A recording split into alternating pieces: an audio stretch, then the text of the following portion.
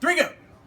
Hey, Brandon Lutz here, Summer of Leaving Rotary at the Whiskey Dram event with the lovely Sandy Brooks, District President. Governor. See, he's had too much already. Of 7770, and we're here to make an old fashioned. I'm no expert by any stretch of the imagination, but this is how I like mine done. So start with a sugar cube. This one's white because Philo did not have the brown ones. I prefer the brown ones. No reason other than the fact that they're brown. This is just a regular Angostura. I think that's how you pronounce it. Aromatic bitters. It's definitely Bitters. Definitely that. So I'm gonna do 4 little splashes of this on top of that sugar cube.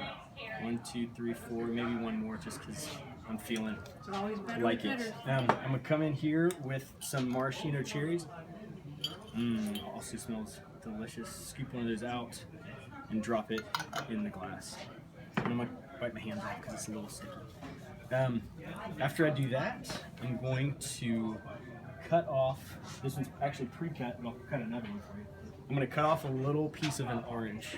I like to do it in a little triangle, again, just because. Then I'm going to take off any part of the rind that's left. I can figure out how to do that without cutting my hand. I'm going to throw that in there too. Once you got all that in there, get a muddler or a spoon will potentially work. You're just going to squish it all up. I'd like to break up the sugar first. Typically, it's still got a little bit of the grittiness to it. It kind of acts like a sandpaper, and it'll help you get the fruit done. And I like to squish it until I can't tell the difference between the cherry and the orange.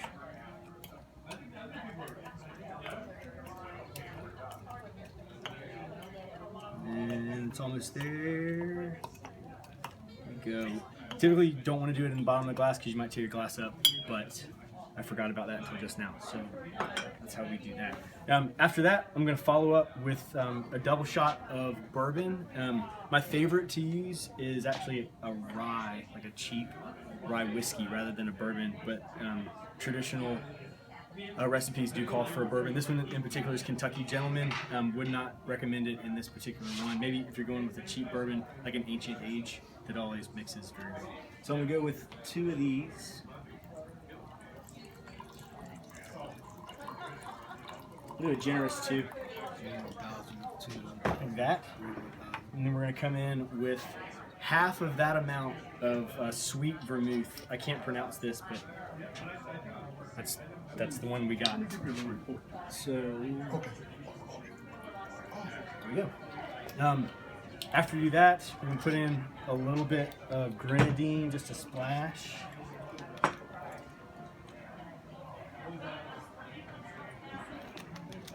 And when you're done, follow it up with some orange wine. Well, thank you for asking. So I'm going to squish it a little bit and try to spritz the top. And I like to bend it to make a curve because it makes it pretty. And then I'm going to rim the outside with that. And I'll bend it the other way to try to get a little bit more. I'm going to rim the inside like that. And if it doesn't look messy, you didn't do it right. Follow it up with a little bit of ice. And there you go. And what kind of drink is that? Old fashioned. Oh. Cheers! Cheers! Cheers. Hey!